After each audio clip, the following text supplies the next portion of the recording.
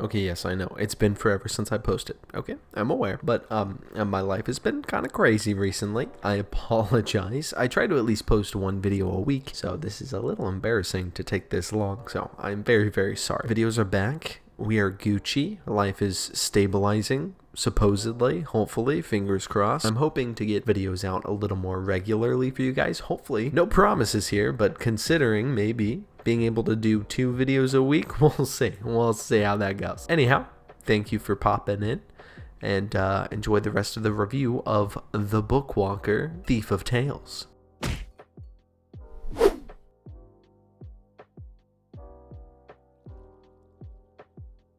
You are a writer. A good one. Even a great one at that. But you did something unforgivable, and now the Writers Guild has revoked your writing license, requiring you to work off 30 plus years of writer's block at a publishing office before you can enjoy your life as you once did. Though, well, there is another option. You are invited by a mutual acquaintance to work for a shady underground company, one that specializes in acquiring rare goods found within books. You are thus tasked with entering these books and thieving the item from the story. After 7 successful missions, they promise you your freedom. This is the main premise of Bookwalker, Thief of Tales, and it makes the title make a lot more sense the more you think about it. But before we get into this video was voted on by you gorgeous people.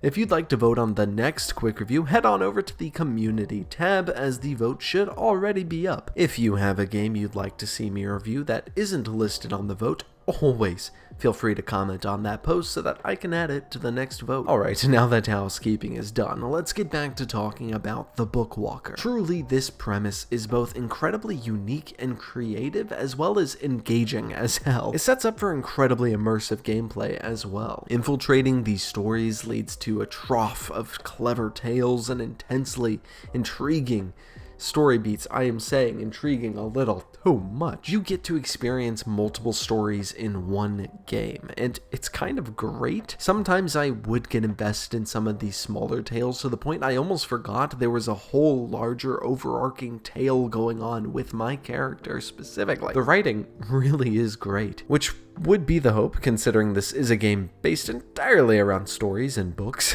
While the combat in this game isn't very difficult and it is limited as the focus is mostly on the stories before you, you expend a resource called ink as your mana, which allows you to do abilities with varying damages and effects, like your average turn-based games typically do. This is an incredibly bare-bones combat system, but it does its job. You can unlock new abilities as you play on, and while these allow you to change up your playstyle in fun ways, it doesn't break any new ground. So definitely don't be picking this up if you're looking for riveting turn-based combat. I definitely wouldn't be featuring this on my turn-based series, you know. It isn't unfun though, and there definitely is some joy to find in it, don't get me wrong, just don't expect anything special. Though, as I mentioned vaguely before, the writing is quite good and should be the reason you're here for this game. To avoid the danger of you walking around on your own, you find a lantern of sorts that contains a mysterious voice, potentially belonging to a character stolen from their story to act as a guide. This character acts as both a mystery for you to ponder on for the overarching plot,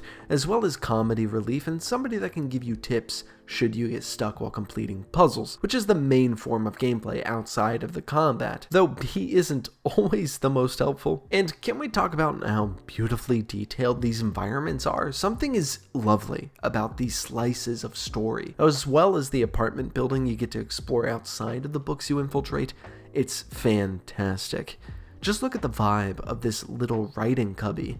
I want one in my place, in my house, in my home. I need a writing cubby. I didn't know I needed one, but now I do. And the character design for the main character, truly, the art team deserves MVP for this game, even with the great writing sprinkled on top. This is one of those games that just breathes on its own. It manages to make itself alluring and fascinating the whole way through. The only part of it that really took me out of it at all was really just that combat, but that's truly not why you should play this game, as I previously mentioned. And it doesn't kick you out of the immersion too harshly. It just reminds you that you're playing a video game, if that makes sense. So if you like the concept of the game, or just are a big fan of games that feel immersive in their world building specifically, I strongly recommend Bookwalker, Thief of Tales. I feel like I have to say that dramatically for some reason. Anyhow, thank you so very much for watching. Don't forget to leave a like and subscribe if you enjoyed it, and make sure you vote on that next quick review. And most importantly, have a goddamn wonderful day, and don't